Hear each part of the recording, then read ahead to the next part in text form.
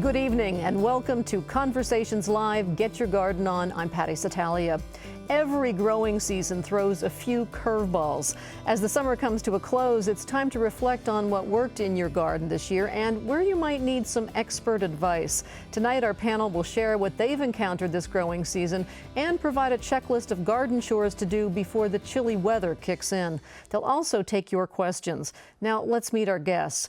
Tom Butzler is a Penn State Extension horticulture educator. He works with commercial horticulture operations and the landscaping community in Clinton County. His area of expertise is vegetable production and beekeeping.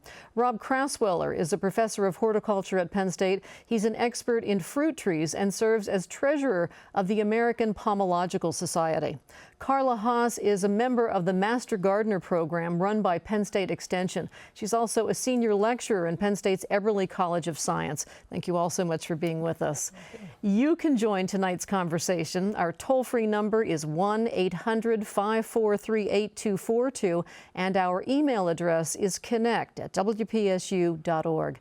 You may also tweet your question or comment using the hashtag WPSU Conversations. So to get the ball rolling, based on phone calls to your respective offices, give us an idea of what this season brought, good and bad, Tom. I think it revolved around the hot, dry summer that we had. I collect rainwater off the roofs at my place, and I went through 6 55-gallon drums of water. And it was kind of like triage in the landscape, in the vegetable garden. You had to decide what you're going to save and what you're going to kind of wait and hopefully get a rain. So we're starting to see some damage in the landscape because of the lack of rain we had in the summer months and even into the fall. So you said it looks like you might lose some ornamentals as a result of this. Yeah, there were a couple that, you know, like I said, triage, that I only had so much water. So a couple that I really like, and they're kind of front and center in the house, that's what got the water. Some of the ones on the peripheral edge of the landscape, I kind of just had to watch them and see what happened. So yeah, a couple of them died, and a couple of them are, you know, the leaves are browning, and it's not fall color or anything. It's just that they were water stressed.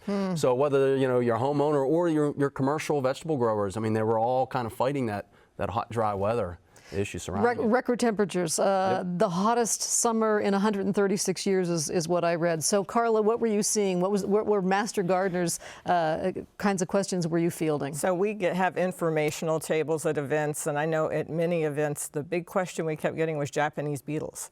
People seem to be seeing more than they normally see. So they were asking about, you know, what you can do about them, what will they, you know, how much damage will they do.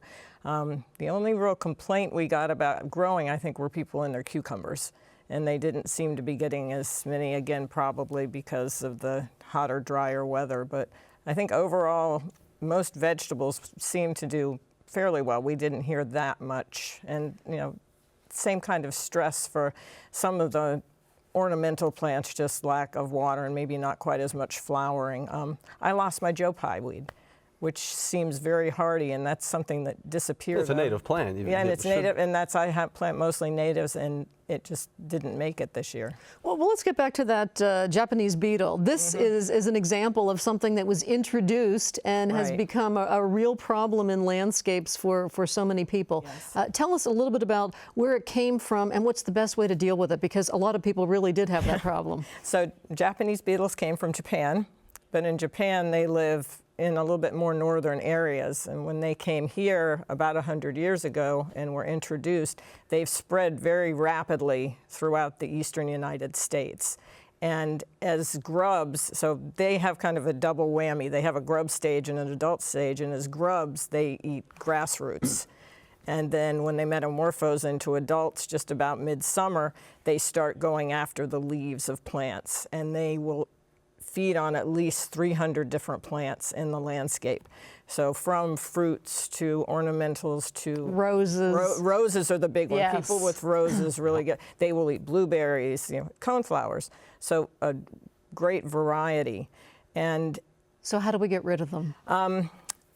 there are species, birds will eat them, but there are really no good solid predators in the environment, at least insect predators.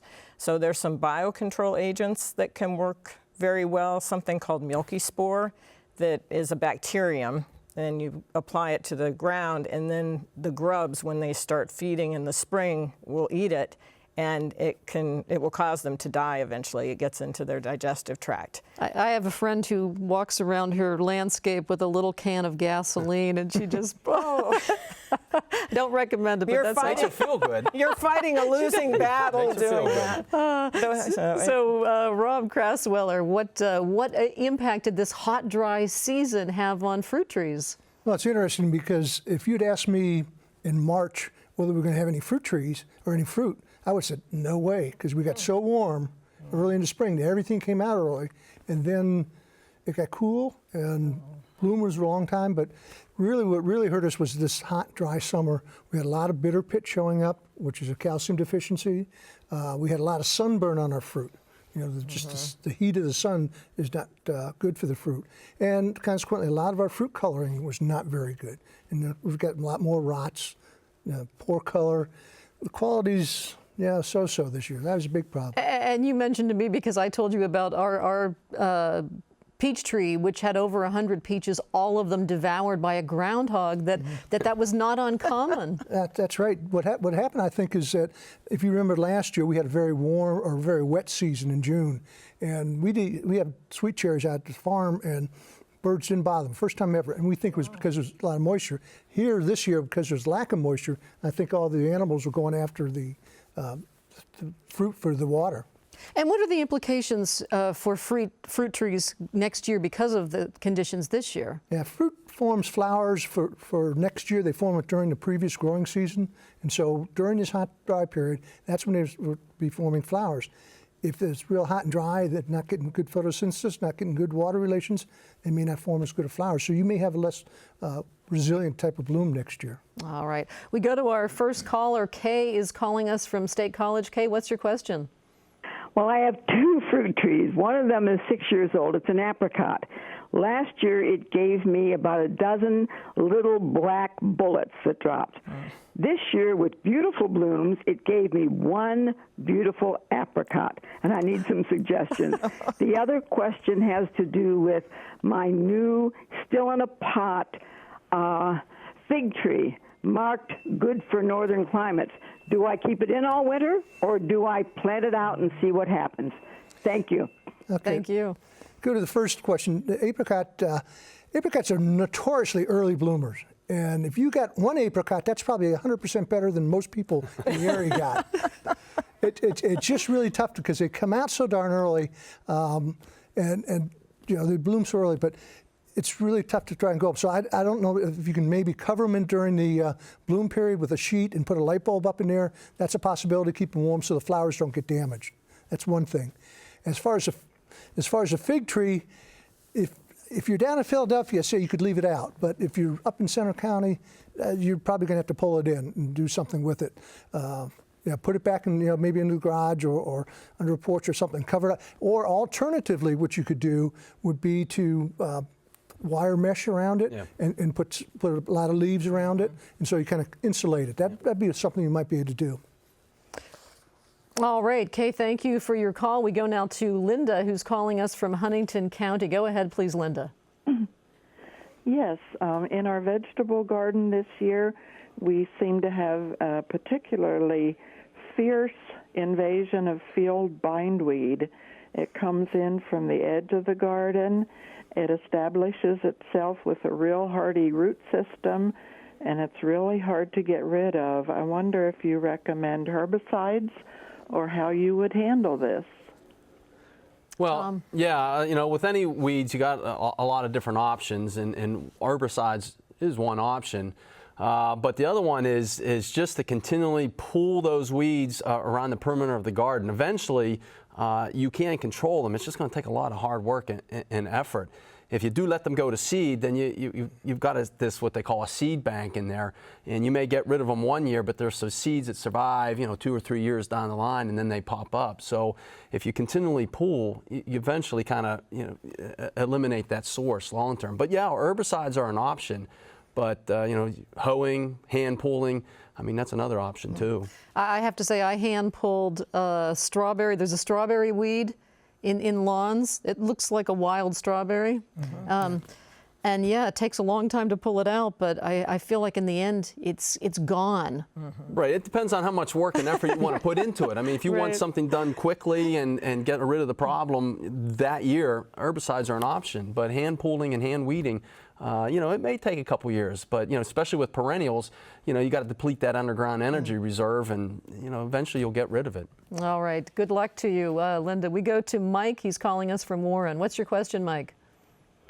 I have northern spy apple trees, and for the last 2 years I've had brown rot, and I've sprayed for it, but haven't been successful in eradicating it. I just wonder what I can do.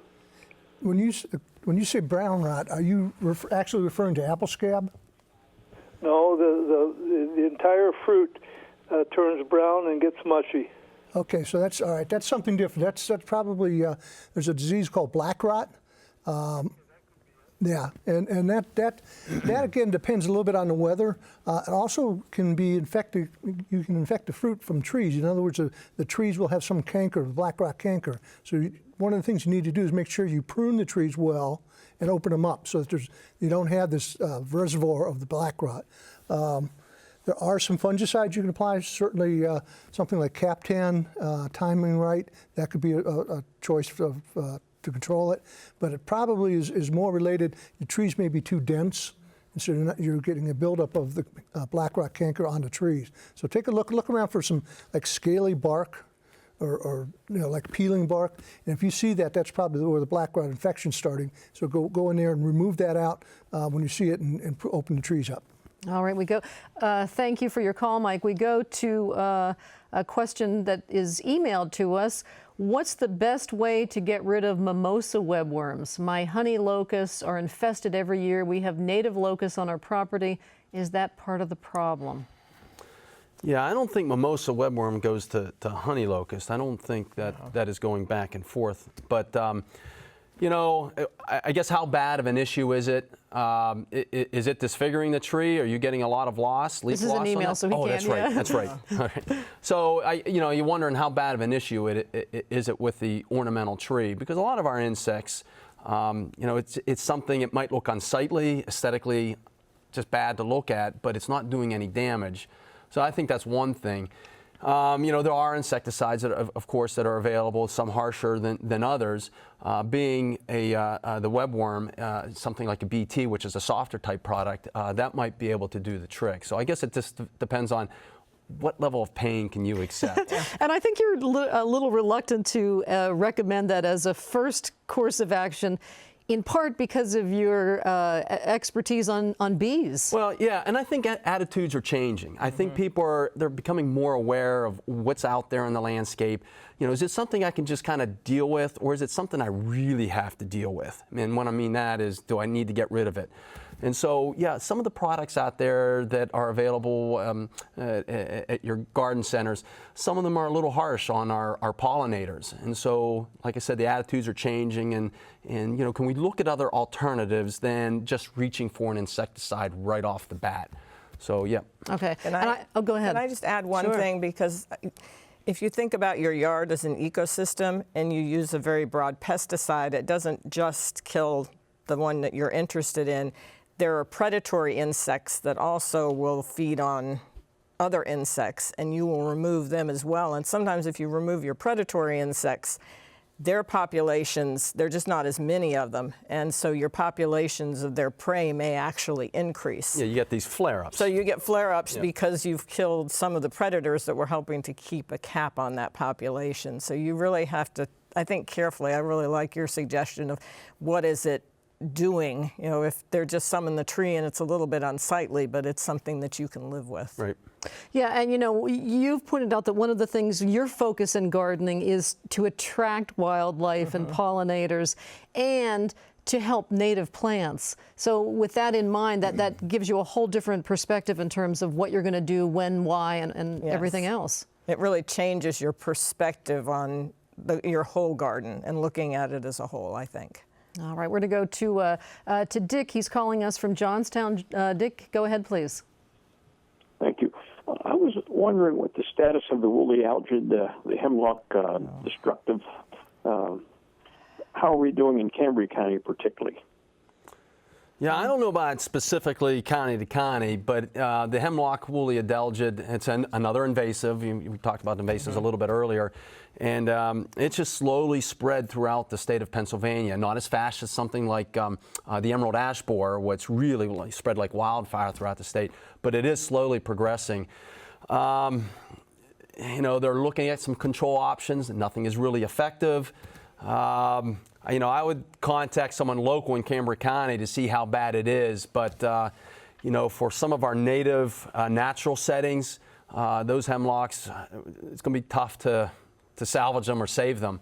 For a hemlock that's in a landscape, there are some control options to, you know, save that specimen plant in your yard. But for an acre or two of hemlocks, really difficult to control. So for those who don't know what this woolly adelgid looks like, and we're talking about our state tree, yes. Describe what it looks like. I mean, it sort of looks like snow. Exactly, yeah. So it's a kind of related to an aphid. It's a tiny organism, and it attaches itself to the base of the needle as that base of the needle is attached to a branch.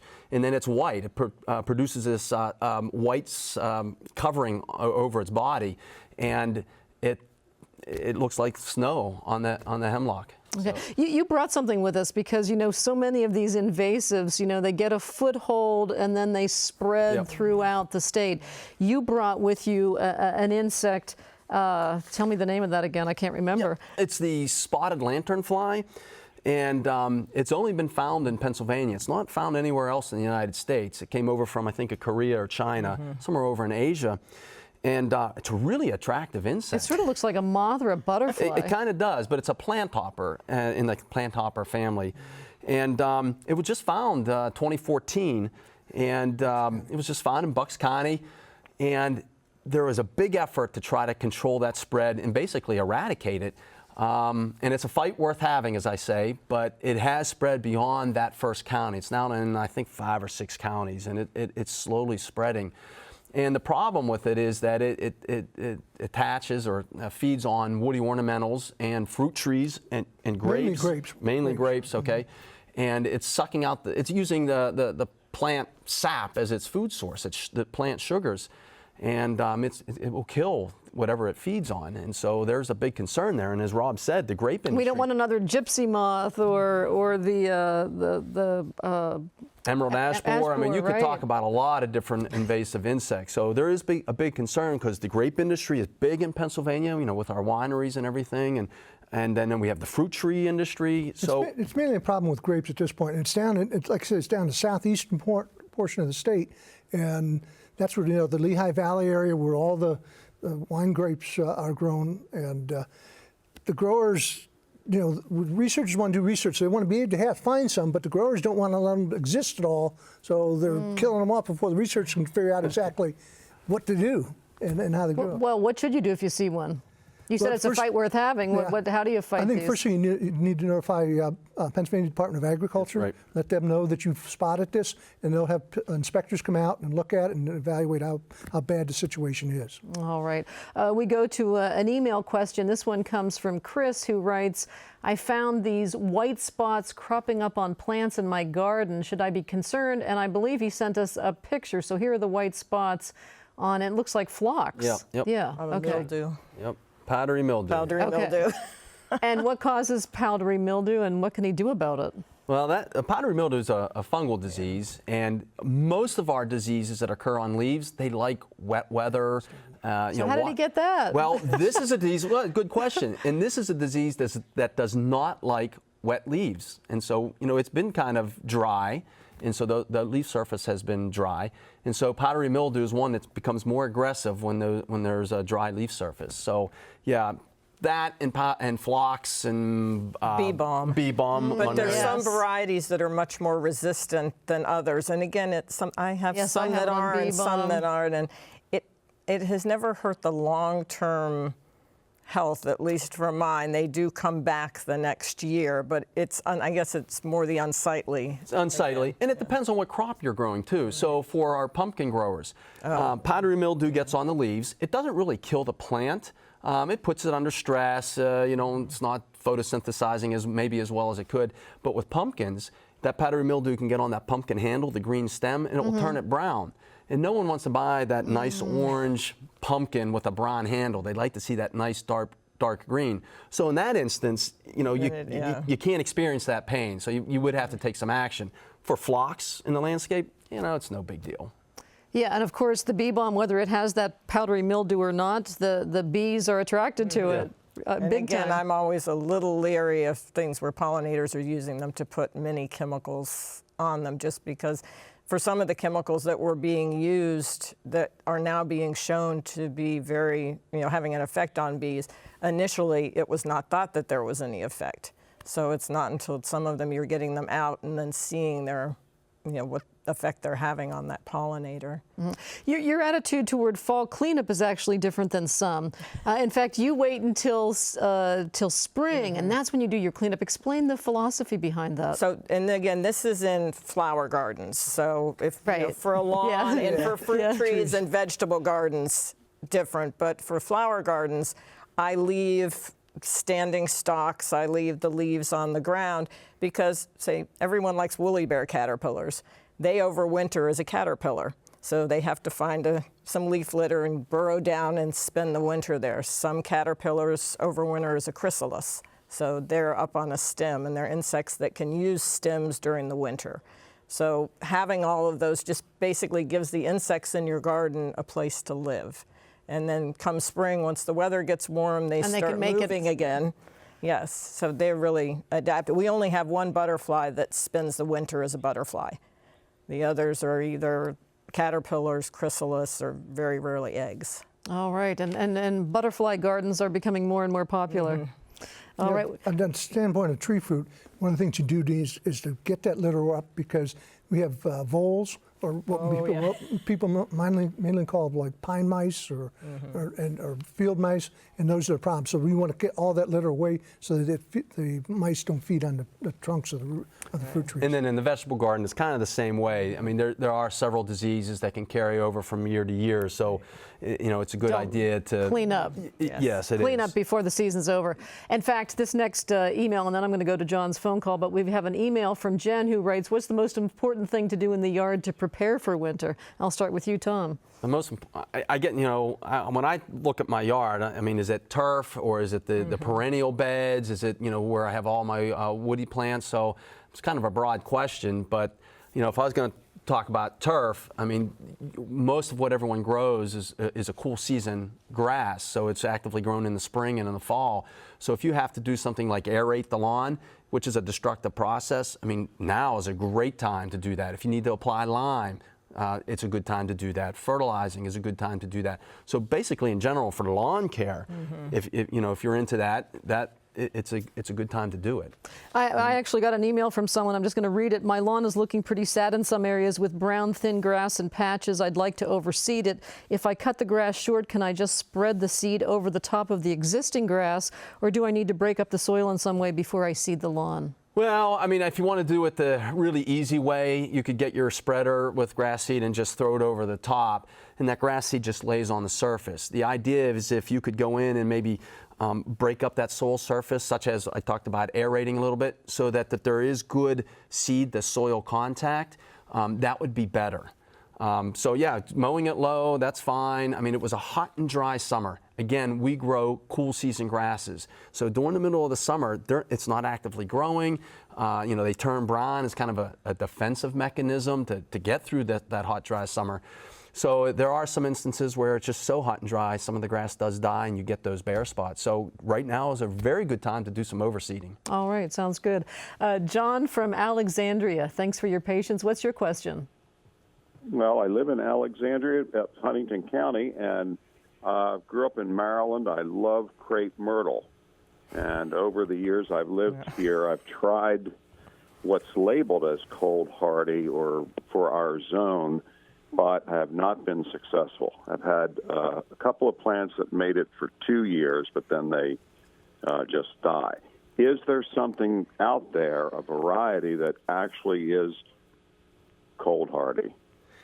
It's a good question. I spent several years down in North Carolina, and crepe myrtle it grows down there. It's all over the place, but it is a beautiful tree. I mean, it flowers beautiful flower, and then not only the flowers, but you've got those bark characteristics, very attractive, even when it's not in flower. So I can understand, wanting to plant that up here. And like you too, John, I kind of jumped the gun on some things that were being sold as, they'll survive up here this winter, because I thought that would look really good in the landscape, but it too died. As of right now, I'm not aware of anything that is really cold hardy here for central Pennsylvania. Maybe it's kind of like the fig question or fig comment that Rob made earlier in the session. If it's in a protected place, it might be able to, but and how about burlap? You often see people. That's what I was talking about. Oh, okay. Yeah. Yeah, you could try that and wrap it with leaves. I don't know, but the problem with that is that your crepe myrtle, it's a large shrub or a small tree, and so that would really have to be a large structure after 2 or 3 years to try to encase that and protect that. So good luck, John. That's one of the beauties of gardening is just keep on exploring, so go at it. Virginia uses it almost like an elm tree. It's everywhere. Yep. It's just beautiful. Yep. All right. Not going to disagree. Good luck to you. Chris from Blair County, you're on the air. Hi. I found powder post beetles in my barn, and I'm wondering if they got in there somehow from a tree that's on my property or something. What kind of beetle? Did anybody? Powder. He said powder post. Oh, okay. Okay. Yeah. Yeah. I mean, There's pinholes, and then I can see like the sawdust comes down very powdery and just falls down. Okay, so they're not carpenter bees. I mean, Carpenter, you mean? Carpenter bees, or drilling. They'll excavate and basically their home. So, I'm somewhat familiar with powder post beetles, but I don't have a lot of experience with them. But we do always get calls at the extension office about carpenter bees. So I would actually see the bees, wouldn't I? Yes, you would see them flying around. Yep. And you'd see perfectly round holes. They make and a little pile of sawdust. A little pile of sawdust. Yeah. These are real tiny pinholes, is what I. Yeah, that wouldn't be the carpenter bees. Honestly, Chris, I don't work with wood structures a lot, so probably the best bet would be Penn State has some fact sheets, and just to access those to kind of find out some of the information, life cycle, and some control measures. But And you can take a picture and send it to your extension office. Yes. Yeah. So tell them how that works. So for the Master Gardener program, there's any sort of trees that they attack. I'm just wondering how they even got in the barn in the first place. They're around. I mean, they're going after dead material or stressed out material. So they're just around. Trees. But you can take a picture and send it and get information. Go ahead, Carla, from your extension office. The Master Gardener program, I would say it's an extension of extensions. So there's a hotline that runs during the summer from May through October. And you can call in to for Center County. And every county has a Master Gardener program. So you can call in to your county if you're not in Center and talk to someone, and for our hotline, they will try to get as much information as possible, but often will ask you to send pictures, a picture of the organism, a picture of the leaf, a picture of whatever damage you're seeing, and then they will contact someone at Penn State, generally in Extension, and work with them to help identify it if it's not something that they've seen before. So, if you take pictures, make sure you take a lot of them. Yes, and many angles. Yes. Many angles. Okay. Yes. It's long gone are having to develop film anymore, so digital is cheap. Take a lot of pictures. Sounds like good advice. And just one other comment on that is that you can also take, in addition to pictures, but you can take the insect itself to the extension office, and the Master Gardeners can look at that, and if that's something they have not seen before, they can send it up to Penn State and get that insect identified. Exactly. So that's another option. All right, good to know. And in fact, I'll ask our director to put the telephone number up too for the Master Gardener hotline. So that will be coming up, or it is up. If you are just joining us, though, I'm Patty Satalia, and this is Conversations Live. Get Your Garden On WPSU. Our guests tonight are Tom Butzler, a Penn State Extension horticulture educator, Rob Crasweller, a professor of horticulture at Penn State, and Carla Haas, a member of Penn State's Extension's Master Gardener Program. Our telephone number is 1-800-543-8242, and our panel is ready to take your phone call. If you'd prefer to email us, our address is connect@wpsu.org. Patrick is on the air, or on the line. He's calling us from Sykesville. What's your question, Patrick? Yeah, hi. Thanks for taking the call. Up here in Pennsylvania, it's a tragic thing that's going on right now. The ash tree is dying. And if you don't cut the ash trees now, you don't get nothing for them as far as timber value. What is the ash tree going to go the way of the chestnut? Years ago, the chestnut tree was a beautiful tree. And now the ash, is it going to go the same way? Or is there any hope that scientists and these people on the board have any hope that we could see the ash tree come back? It's another invasive species, and this one is spreading amazingly rapidly. Yeah. There are people doing research on it. Jim Selmer, plant science, and Kelly Hoover in entomology are looking at trying to get control of it. One of the biggest things I think is people need to be aware that you can't move ash wood. You know, you have firewood. Make sure you keep it there and burn it there. Don't take it to your camp, you know, 30, 40 miles away. And, you know, that's a good point, not just for ash tree, though. I do a lot of camping, and all the state parks and national parks, they tell you, please do not bring firewood to the campground. They don't want you coming from Pennsylvania and going out to Wyoming. Something like this. Well, that's a big. Exactly. Those are very indiscriminate about the spotted lanternflies, about where they lay their egg masses. And on the fact sheet, that's one thing, not just looking at wood, but even your camper. Yeah, that's right. Because, well, if you go camping, though, you're going to take your camper. But I'm just looking at it when you're moving, but moving from one place to another, being aware that you may take hitchhikers that you are not aware of. So, you know, moving wood is a big problem. But there is a lot of research going on, not just at Penn State, but other land-grant universities. So you're giving Patrick some optimism about the future of long-term future, I think. I mean, I think they're collecting germplasm. I mean, they're looking. Look, the chestnut trees are doing that now. They've got some chestnut trees that should shortly be blight resistant. So they're doing work there too. But that was again it's a long term. Decades of research. Yep. All right. I think we have another email question. Let's see. Do we have? Okay.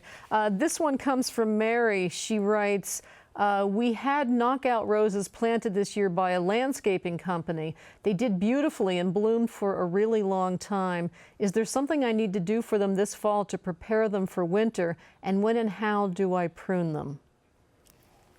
I'm not a rose. Well, you know, if they were just purchased, I mean, probably don't need to be pruned at this point.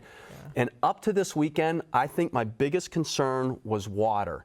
So plants going into the fall, or woody ornamentals going into the fall, or fruit trees going into the fall, if they've been stressed out by lack of water throughout the growing season, they're really susceptible to winter damage.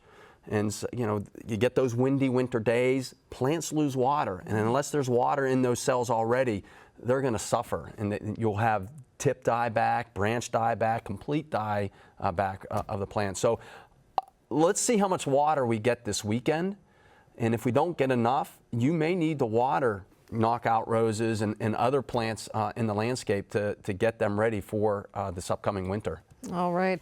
You know, we talked about pruning. That question was related to pruning and fruit trees. What is the best time to prune apple trees, pear trees, peach trees, for example? Actually, if you list the fruit trees in order of which you would prune them first, it would start with pears, then apples, then cherries, then peaches last. And why?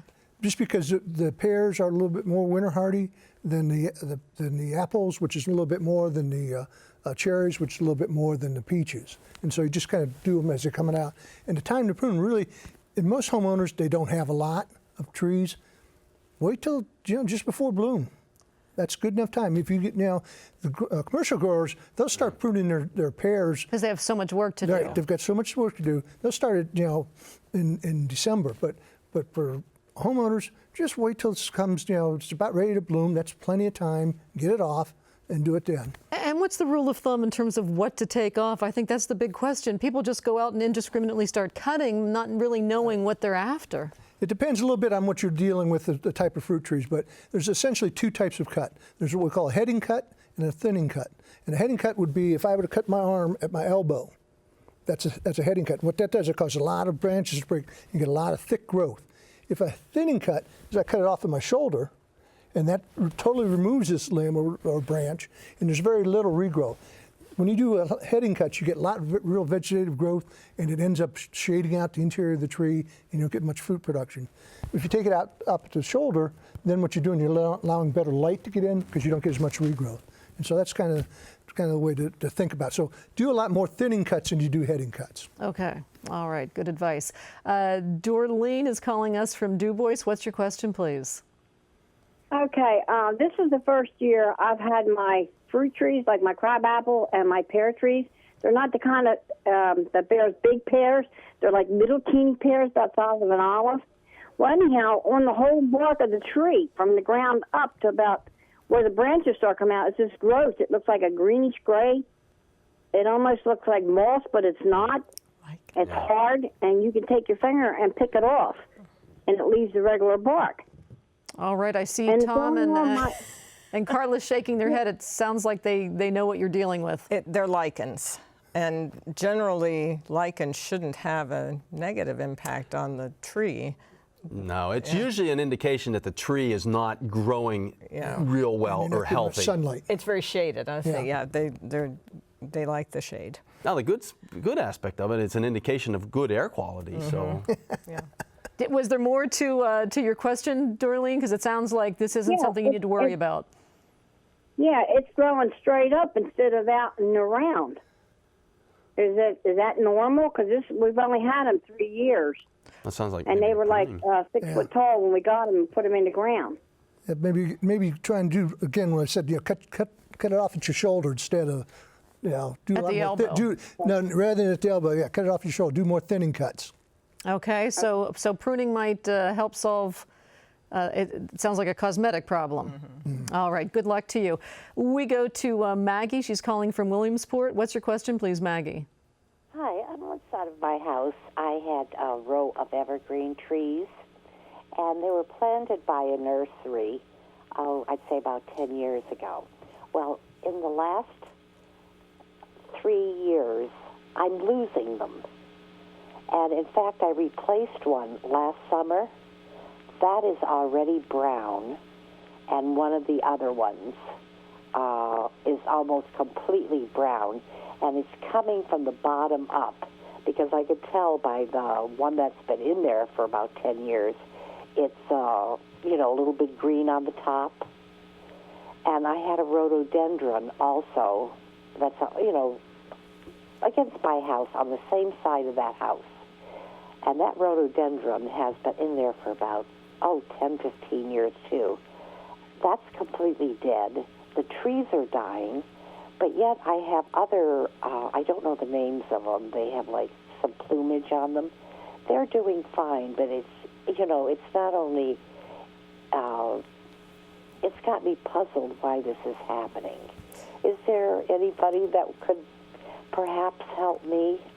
Again, I would recommend taking a picture and sending it to an office, because it looks like Tom's going to try and answer that question as best he can, but without seeing it, it's not easy. Exactly. I mean, that is one that probably would be really suited for the Master Gardener program, because one of the first things is when you said evergreens, what are we dealing with? I mean, what type of evergreen? Is it an arborvitae? I mean, what is it? Is it an arborvitae? Is it a spruce? We talked about hemlock, and they all have their different set of problems and issues. So, and it's usually not one problem. Well, it could be multiple problems. So just by narrowing it down to what plant we're talking about, that really narrows down the potential problems. So, a picture in, Maggie, you said you were out in the Williamsport area, so Lycoming County has a very vibrant Master Gardener program. And so that would be a good one to maybe take some pictures, close-up pictures, so you can see a little bit of detail, but also some further away, so you can kind of get the lay of the land. Maybe it's a drainage issue. Maybe there was some road construction up further, and water's draining down, and roots breathe. And so, you know, if they're always underwater, the soil's really, really wet all the time.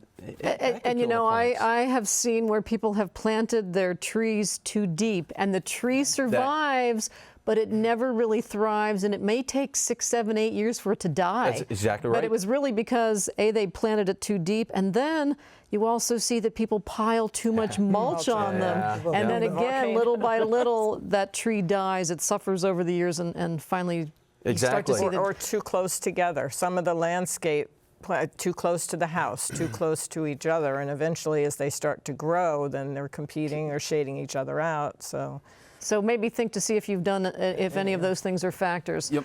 All right, well, thanks for your call. We go to Tina, who's calling us from Huntington County. Tina, what's your question?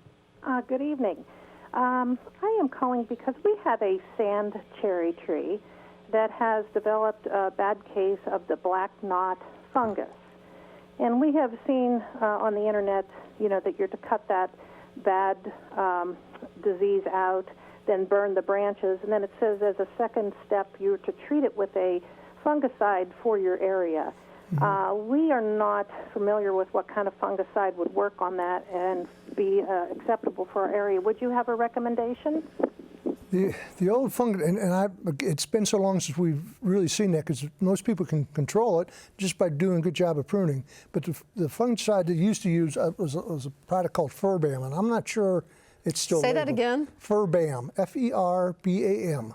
F-E-R-B-A-M, okay. Furbam. What it is, the way black knot works is that it actually infects in the early spring, and then you don't see the black knots till the next fall, or till the fall. And so what happens is you get the infections early in the spring, and all during this, it grows during the season. Then all of a sudden, when the leaves drop in the fall, you got all this gnarly bark. So you're right, going through, cutting it out, disposing of it, getting out of the yard, burning it, whatever. But you have to be treating it early in the spring. So somewhere around as it starts to leave out, fungicide, Captan may still work. But a couple of fungicides that are labeled. Yeah. I guess, and that is one way to deal with it. I think the other way, and I've talked to other folks who have had issues with this, is to take a chainsaw and take it right down at the base of the trunk. Pruning. And that's the pruning. I mean, that's a little more severe than what Rob has mentioned when he talks about the thinning and the heading cuts. But the other thing to worry about is do you have any wild cherries in the area? Because it moves from cherries to plums to pears, So that's really what you got to look at and a lot of times with so much wild cherry around, it's really hard to stop that cycle. Right. Why I was recommending that is because it's something you're going to have to deal with every year, and it just becomes a time issue. I got to pull out the sprayer, I got to mix up the fungicide. Maybe look, if it's not at that mature of a tree, maybe look at another plant. Maybe there's resistant varieties out there, and that might be the better option. All right. We go to Tina. Wasn't that just Tina? So we go to Veril from Warren. What's your question, please, Veril? Hope I'm pronouncing your name correctly. You hit it right on the head. All right. My lawn has turned into a extremely bumpy mess. When I mow my lawn, my lawnmower is hopping all over the place. I'm wondering if it's okay to go ahead and roll it. I know rolling it compresses everything, but I'm kind of desperate. It's not good. Roll it. I don't even know what that means. Explain, Tom. You would take something that's heavy, a roller that's got some weight in it, and then you just fill with water or sand or something like that, and you just take it over, and it gets rid of those bumps. Oh.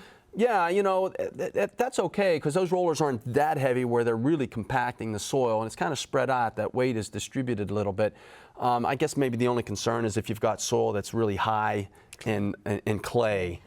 And then that you are going to have to worry about compaction with that. But why is he getting this? Is it because of a rodent problem? Well, that's what because that's what's happening in my yard. Need to ask. Yeah. So has he got? I've got talking about. Grubs. Grubs. And, And so if you've got grubs in there, you've got all kinds of things that will come in and feed on those. Skunks will just rip up if you have a lot of grubs in And there are a couple other varmints that will be tunneling underneath to feed upon those. So yeah, that's rolling it isn't going to solve his problem. That's a short-term solution. If he doesn't get rid of the grubs, if that's. And so probably figure out what's going on underneath there. You might be able to kind of peel back some of that turf or that sod and take a peek what's going on down there. So yeah, I don't know, Verl, what issue you're dealing with. So what, should he cut out like a square foot piece and roll it back like he's Yeah, that'd be like fine. turf? Yeah, I mean, and take a look at what's under there. Cool season grass is actively growing, pulling back that turf to see what's going on, and then putting that turf back. It's not going to do any damage. You know, with its cool weather and wet weather, that won't be an issue there. But it does allow you to take a sneak peek on what's going on with that root structure, what's going on underneath that soil. All right. So we go now to another email question. This one comes from Linda. She writes, I get cucumber beetles every year and they end up killing my vines. Is there anything I can do to get rid of them? So yes, cucumber beetles are a big problem in our cucurbits, pumpkins, cucumbers, and so forth. And the cucumber beetle itself isn't killing the vine. What it does is it carries around a bacteria in its gut, and as it feeds, it defecates in the wounds, and this bacteria gets into the plant. Wow. And as the plant grows, this black bacteria multiplies, and it basically plugs up or clogs the plumbing system, the vascular tissue of these plants, and the plant just collapses when we get into these hot, dry conditions. So, I mean, there are a wide range of options again, and one of them is there is an insecticide, but the other one is to use the exclusion. Basically, when these plants start to flower, if you can put some sort of netting over it, it's got to be kind of fine netting, but it allows or creates a barrier between the plant and the beetles flying around. But it's kind of, there's a little bit of an issue there in the sense that you got these flowers and they need to be pollinated. So timing has to be, you have to be really aware of what's going on. But yeah, so there are a couple options there for the controlling cucumber beetle. All right. So give us an idea, and I think we have another email question that we'll come to in just a moment. But here's a question we got a moment ago. I'll take Lynn's. Lynn writes to us, you mentioned woolly bears. Okay. The dozen I've seen so far this year were all totally white rather than the brown or the black-brown combination. Is there any truth to their forecasting the winter ahead? I don't think there's any truth to their forecasting ability. The all white would make me think it's another species of caterpillar. So it's not a, okay. Because there are a few that look like them. So there's one that's all black, and if you look at it really closely, you'll see little red bumps near its skin. It's just, woolly bears turn into a type of moth. So these other ones turn into another type of moth. So it may just be another species. All right, and here's another question, an email question. I have what I think is a tar spot on my Norway maple tree. From what I've read, this condition is not harmful to the trees, but is more of a cosmetic issue. Is that true? Is it okay to put the fallen leaves in the compost pile? Yeah, tar spot, it's just kind of an unsightly thing. I mean, you get these little black spots on the leaf. Sometimes, if it's bad enough, you'll get an early leaf drop, but it's not going to kill the tree. It's out there in the environment. And go ahead and stick the leaves in your compost pile. Yeah, you've got an active compost pile. It's going to degrade that material. It's going to break down that fungal organism. And,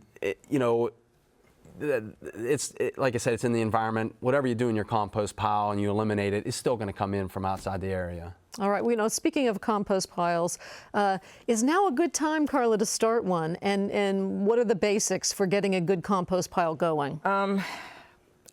Using shredded leaves is wonderful compost. So if you have a lot of shredded leaves, say you have oak trees, and you can use shredded leaves as the basis of your compost pile.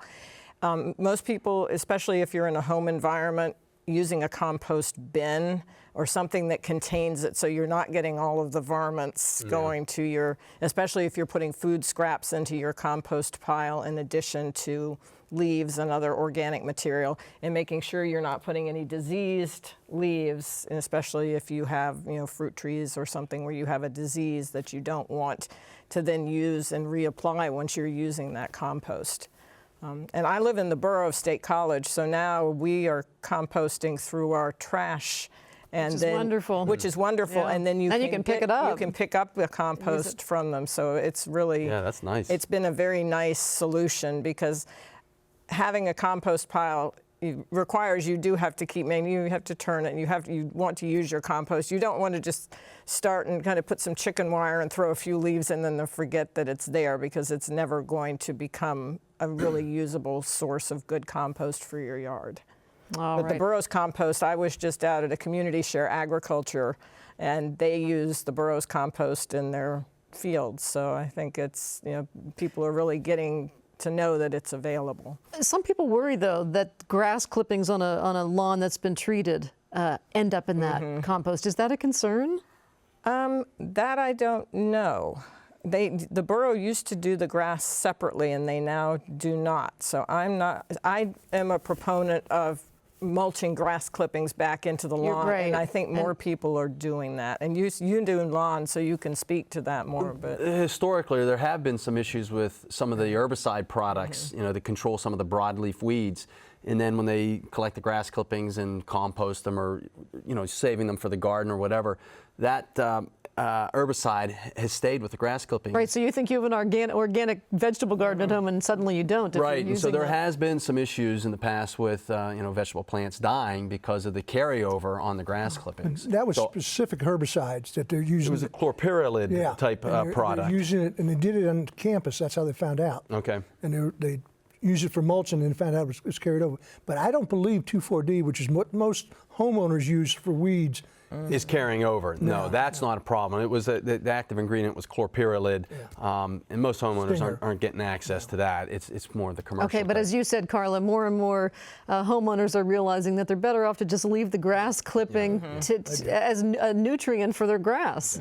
And I've done that for years, and I really think it makes a difference. And then it's another thing that's not in a waste stream somehow. Right. All right, we go to Jean, who's calling us from State College. Go ahead, Jean. Hello. We have grapes in our yard, and each year we have what we think could be black rot mummified, but we don't know what to spray with. And the first comes a dot on the dark green hard grape. The grapes never really get soft during the early stage of this until they're totally rotten type later. But then the dot progresses to a brown area, and then eventually to a black shriveled resin-like that hangs there. Gene, that's typical. We do Ag Progress Days every year, and that's one of the prime things I see each year is black rot on grapes. And it's an early season spray. Some of the mancozebs, Xyram, something like that.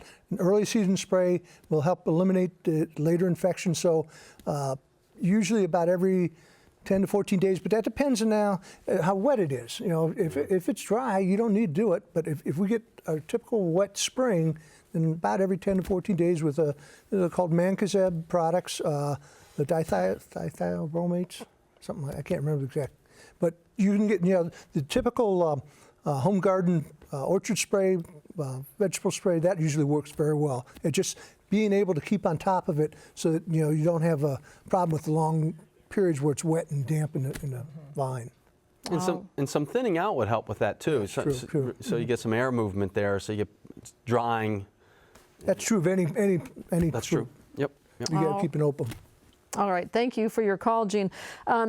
We just have a couple of minutes remaining, so I just wanted to ask, what can we do, and I better take this email first. Ever since I heard, this is from Nancy who writes, ever since I heard about the emerald ash borer and oak wilt a decade ago, I've had 2 ash and a red oak treated by a tree service with system products. Systemic products. The ash with a systemic insecticide. Should I continue? The treatment is every other year. I'm sorry I butchered that. It was difficult for me to even see it.